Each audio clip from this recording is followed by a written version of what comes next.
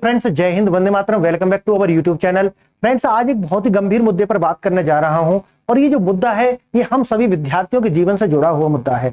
और ये जो मुद्दा है मैं इसलिए उठा रहा हूं क्योंकि आप जानते होंगे कि परीक्षा पर चर्चा की जो तैयारी है वो जोर शोर से चल रही है। उसका जो प्रचार है, उसके एड्स भी आपने देखे होंगे, वो लगातार जारी हैं।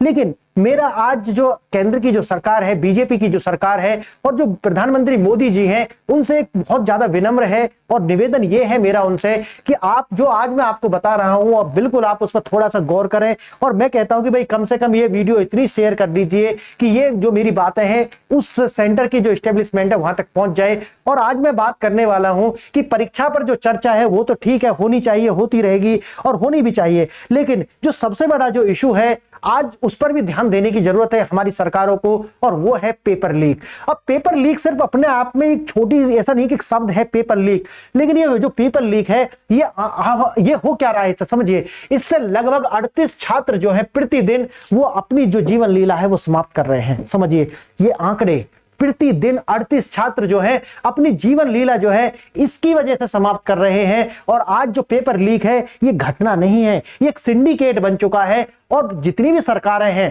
चाहे वो बीजेपी की हो स्टेट के अंदर, चाहे तो वो फिर कांग्रेस यानी कि अपोजिशन पार्टीज की हो, लेकिन इसको जो कर्टेल करने में, इसको खत्म करने में, रोक पाने में नाकाम साबित हो रही हैं। मैं आपसे, अपनी सरकारों से रिक्वेस्ट करता हूं कि बिल्कुल इस पर ध्यान दिया जाए। और जो आज आंकड़े मैं आपके साथ साझा करने जा रहा हूं, देखिए जो सारी इवेंट पूरा हिस्ट्री बताऊंगा मैं इसकी। 38 छात्र जो है अपनी जीवन लीला समाप्त कर रहे हैं भारत में, जिसमें से परीक्षा का जो तनाव शामिल है और पेपर लीक जो है, लीक होने से बच्चे को नौकरी नहीं मिल रही है। 1 साल, 2 साल, 3 साल पैसे लगा रहा है, घर से पैसे लेकर के आ रहा है, वो पैसे खत्म हो जा रहे हैं, रूम का रेंट दे रहा है, जीवन में संघर्ष कर रहा है, लेकिन बाद में पता चलता है कि पेपर लीक हो गया। यानी कि मेहनत करा, मेहनत करने के बाद में एग्जाम दिया, माँ बाप वेट कर रहे हैं कि मेरा बच्चा है, बच्ची, उसका जो है एग्जाम हो जाएगा, फिर उसकी शादी ब्याह करेंगे, या बच्चे का जो नौकरी लग जाएगी तो बहन की शादी करेंगे। वे बच्चा क्या कर रहा है, उससे वो तनाव में आ रहा है, और तनाव में आने के बाद में 38 बच्चे जो है वो लगातार हत्या कर रहे हैं, अपनी जान जो है वो गंवा रहे हैं। छात्रों पर बहुआयामी जो मार है वो लगातार पड़ रही है। बच्चे इससे अवसाद के अंदर आ रहे हैं, मानसिक रूप से वो तनाव में से गुजर रहे हैं। 2024 के अंदर जो सबसे बुरा जो वर्ष रहा है, लगभग आप देखेंगे कि जो नीट यूजी जो है 24 लाख बच्चे जो है उस परीक्षा लीक से जो है प्रभावित हुए। उसी तरीका से यूपी भर्ती जो हुई थी उसके अंदर पेपर जो लीक हुआ था, 48 लाख छात्र जो है इससे प्रभावित हुए थे। करोड़ों लोगों का जो भविष्य है, अगर परिवारों को जोड़ लिया जाए तो करोड़ों लोग जो हैं इससे एक पेपर लीक से प्रभावित होते हैं और बहुत ज्यादा हानि उनको होती है। पेपर लीक जो घटनाएं हैं वो ये नहीं है, आप देखेंगे कि 2013 से 15 के बीच में एमपी के अंदर जो व्यापक घोटाले होते हैं, जहां मेडिकल नौकरियां जो है लगभग उन पर जो है उनका जो घोटाला होता है, और उसी के अंदर जो है लगभग 10,000 से ज्यादा गिरफ्तारियां की गई। आगे क्या हुआ आप जानते होंगे। 2018 के अंदर आपने देखा एससी और सीबीएसई का जो पेपर है वो लीक होता है, वहां पर भी जो लाखों लोग जो है वो उनका जीवन प्रभावित होता है। 2024 के अंदर नीट यूजी और यूजीसी नीट जो है उसका जो राष्ट्रीय स्तर पर जो है विरोध प्रदर्शन होते हैं, पेपर लीक होता है। आज पूरा इतिहास देखेंगे इसका। लीक के कारण जो है समाधान की राह संगठित माफिया और भ्रष्टाचार पर लगाम लगाई जाए। इसका जो एक आपको सोचना पड़ेगा हमारी सरकारों को कि आप जब पेपर लीक जो है उसको अगर आपको रोकना है तो सबसे पहले आपको जो है भ्रष्टाचार पर नकेल लगानी पड़ेगी, क्योंकि भ्रष्टाचार जो है इनकी जड़ में है। भ्रष्टाचार की वजह से ये सब शुरू होता है और वहां से शुरू होकर के एक पूरा का पूरा जो साइकिल है वो बनता है।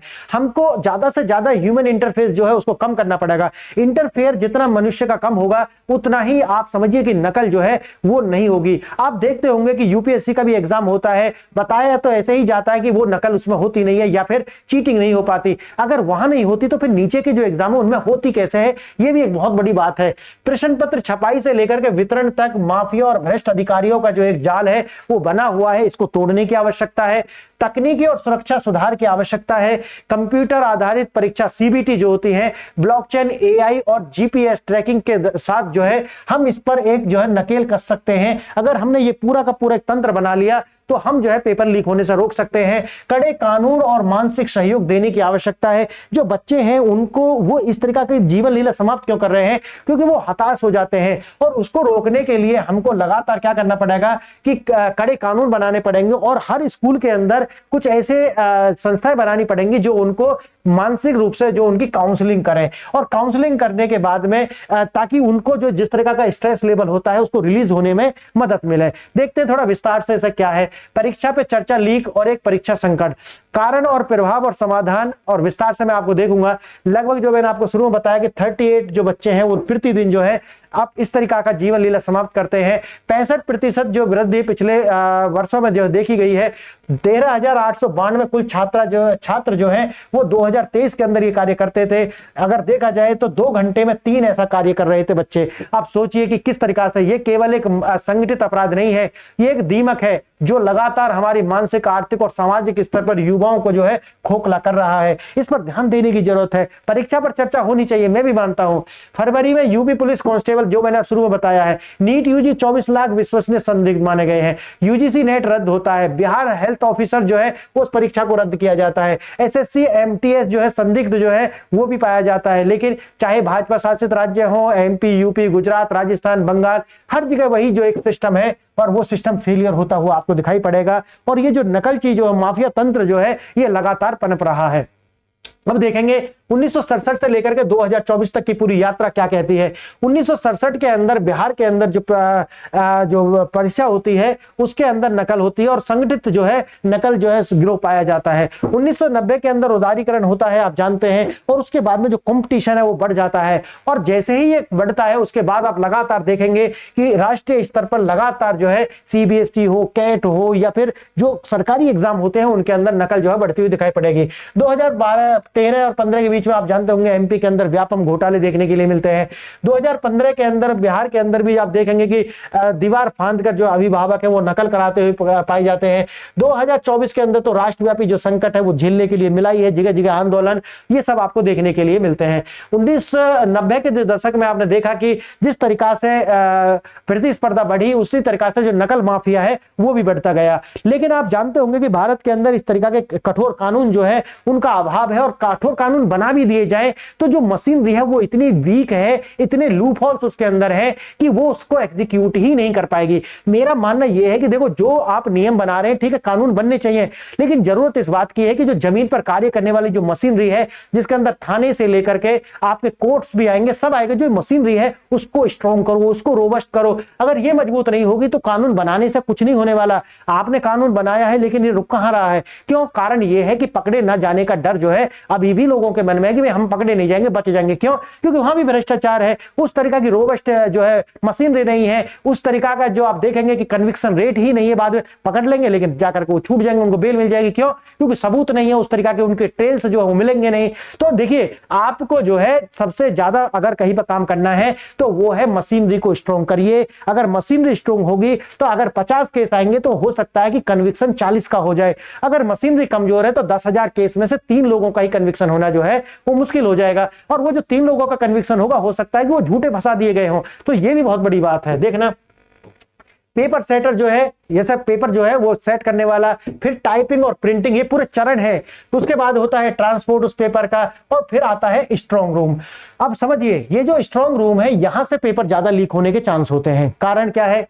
कारण है कि आपको क्या करना है, फोटो खींचना है, और जो फोटो है वो जो है फोटो खींचना है उसमें आप देखोगे तो कॉस्ट एंड बेनिफिट रेशो जो है बहुत ज्यादा है। इसीलिए ज्यादातर जो है पेपर लीक होते हैं स्ट्रॉन्ग रूम से। और बाद में आता है एग्जाम सेंटर, और एग्जाम सेंटर में जाते हैं तो जो स्ट्रॉन्ग रूम है यहां पर हमको ज्यादा सर्वाइलेंस करने की आवश्यकता है। वैसे तो पूरे सिस्टम को ही रोबस्ट कीजिए, क्योंकि सारे चरण जो है कहीं से भी पेपर लीक हो सकता है। अगर सिस्टम कमजोर है तो इसमें कोई दो राह नहीं है कि पेपर पहले चरण से लेकर के लास्ट के चरण में कहीं पर भी लीक हो सकता है। आगे देखना सिस्टम की विफलता के 5 मुख्य कारण क्या है। एक तो वही है भ्रष्टाचार, जो मैंने आपको बताया कि हर चरण पर रिश्वत चाहिए, हर चरण पर ऐसे लोग मिल जाएंगे कि जो रिश्वत के लिए कुछ भी करने के लिए तैयार है।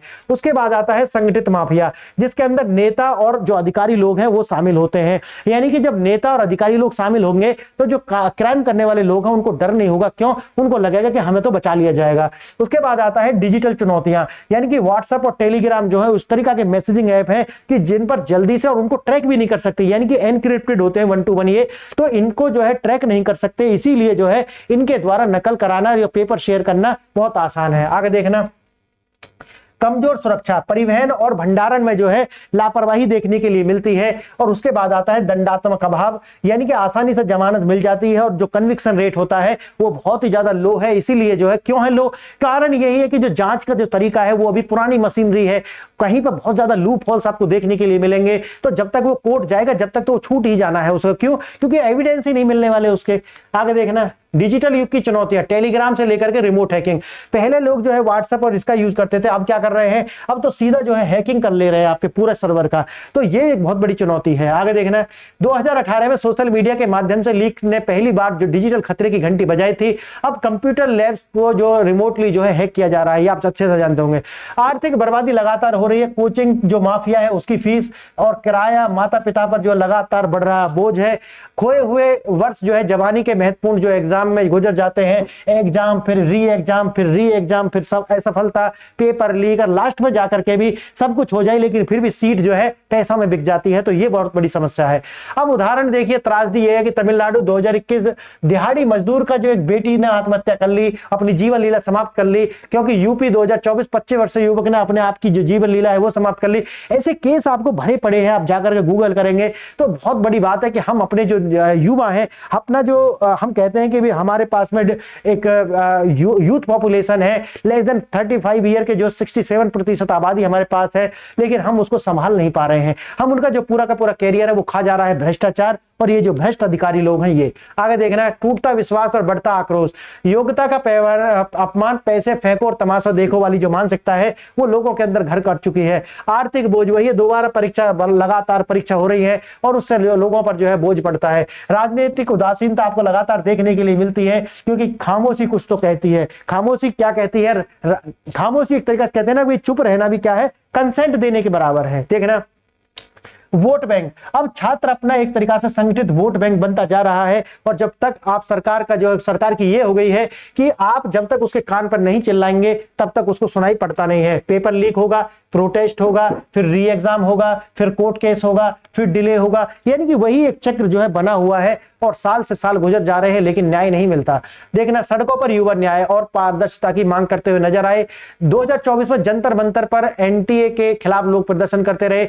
जैसे मैंने बताया, एजेंसी बदल दीजिए क्या हो जाएगा, लोगों को बदल दीजिए क्या हो जाएगा, लेकिन सिस्टम ही रोबस्ट करना पड़ेगा, तभी कुछ हो सकता है। 2025 में एसएससी का जो तकनीकी खामियों के द्वारा जो है उसके लिए देरी के खिलाफ जो लगातार आंदोलन होते रहे, रिफॉर्म आए, ये होगा वो हुआ, लेकिन कुछ नहीं होने वाला। क्यों? कारण है कि जो सिस्टम है वो बहुत ज्यादा कमजोर है।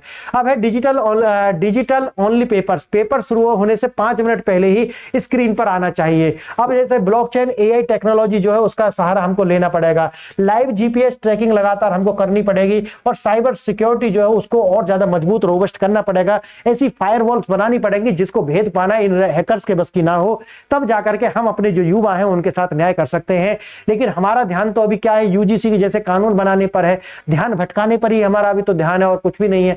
2024 एंटी पेपर लीक्स एक्ट 2010, यानी कि क्या बना दिया गया, 10 साल की सजा, 1 करोड़ का जुर्माना। लेकिन मुझे ये बताइए यहां तक पहुंचेगा कौन? अगर आपका ये हो गया तो उसको प्रूव कौन करेगा कि भाई इसने करा है? सजा तो तब मिलेगी ना जब उस पर प्रूव हो जाएगा, लेकिन प्रूव होने से पहले तो वो छूट जाएगा। सोचिए इस बात को, क्योंकि वही करप्शन तो इनकी जड़ में भी है, करप्शन हर लेवल पर है। तो सिस्टम को पारदर्शी बनाओ, जो सिस्टम है उसको मजबूत बनाओ, उसको फुल प्रूफ बनाओ, डिजिटल एविडेंस पर बनाओ। ये नहीं है कि वही अभी 1970 का जो काम है वही चल रहा है, उससे बाहर निकलना पड़ेगा। और जब तक हम ये नहीं करेंगे, कानून कुछ भी नहीं करने वाले, बनाते रहो, एजेंसी बदलते रहो, लोगों को बदलते रहो, वही भ्रष्टाचार लगातार आगे जारी रहने वाला है। नो बेल संगठित अपराध माना जाए और फास्ट ट्रैक कोर्ट जो है उसमें केस चलाया जाए। परीक्षा परिणाम और नियुक्तियों की कानून समय सीमा जो है वो बनाई जाए और सेंटर एलोकेशन, परीक्षा केंद्र जो है वो 100 किलोमीटर के अंदर अंदर रखा जाए। ऐसा नहीं कि डाल दिया 500 किलोमीटर, वहां जा ही नहीं रहा बच्चा। देखना, रटने से परे मानसिक स्वास्थ्य पर ध्यान दिया जाए। काउंसलिंग सेंटर्स बनाए जाने चाहिए हर स्कूल और कॉलेज के अंदर। कोचिंग रेगुलेशंस, माफिया और फंडिंग पर निगरानी रखी जाए। मूल्यांकन में बदलाव किया जाए। सिंगल एग्जाम पर निर्भरता खत्म की जाए और 2 एग्जाम कम से कम किए जाए, क्योंकि 2 एग्जाम में यह हो जाएगा कि एक ये नहीं कि भाई यही एग्जाम है बस इस पर नकल चला लो, आगे तो हम पास हो ही जाने हैं, हमारा सिलेक्शन हो ही जाना है। इसलिए 2 एग्जाम कम से कम रिटन आपको रखने होंगे, ताकि इससे जो है एक रिटन एग्जाम रखो। जैसे यूपीएससी में नकल कम होने का भी एक और भी कारण है, क्योंकि वहां पर एक लंबी प्रोसेस है, रिटन एग्जाम होता है, तो वहां पर जो है कहीं ना कहीं किसी ना किसी उस पर जाकर के वो व्यक्ति बाहर हो ही जाएगा नकलची। सिस्टम को इससे पहचानना होगा। निष्कर्ष एक सुरक्षित और निष्पक्ष भविष्य की आवश्यकता। एक छात्र द्वारा आत्महत्या करना राष्ट्र की विफलता है। हमें राजनीतिक इच्छा शक्ति यानी कि पॉलिटिकल विल और सामाजिक दबाव के माध्यम से इस दीमक को जो है खत्म करना होगा। और ये जो दीमक है, ये भ्रष्टाचार रूपी जो दीमक है, ये लगातार हमारे जो युवा हैं उनके भविष्य को खा रहा है। फ्रेंड्स, आप इस वीडियो को शेयर कीजिए, जहां तक ये वीडियो पहुंचे, हो सकता है कि आवाज जहां तक जा सके वहां तक आप इसे पहुंचाइए। मैं तो अपना कार्य कर रहा हूं कि हमारे जो युवा हैं उनका जो है इस तरीका से नहीं होना चाहिए। और ये जो भ्रष्टाचार है इस पर नकेल लगनी चाहिए। भ्रष्टाचार सभी सारी की सारी ये जो कमी दिख रही है ना, भ्रष्टाचार इनकी मां है, इनका जो मदर है वो सारी की सारी भ्रष्टाचार है। भ्रष्टाचार पर अगर रोक लगती है, सिस्टम रोबस्ट होता है, ये सारे के सारे अपने आप रुक जाएंगे। क्योंकि बेशक आप कानून बना दिया कि भैया 1 करोड़ का जुर्माना, वो सब पता है नहीं पहुंचेंगे वहां तक। हम पहले ही 10 लाख लेकर के छूट जाएंगे, एविडेंस हम डिस्ट्रॉय कर देंगे 10 लाख में, तो फिर 1 करोड़ देने की क्या जरूरत है। तो हमको जो है ना हर स्तर पर इसको सही करना पड़ेगा। तो बताइए फ्रेंड्स, आपको ये वीडियो कैसा लगा। अगर वीडियो आपको अच्छा लगा है तो आप वीडियो को शेयर लाइक कर सकते हैं, अपने मित्रों के साथ इसे शेयर करें, कमेंट करें, चैनल को सब्सक्राइब करें, हमारी रीच बढ़ाएं। आज के लिए इतना ही, और आपने वीडियो यहां तक देखा इसके लिए बहुत बहुत धन्यवाद। नमस्कार।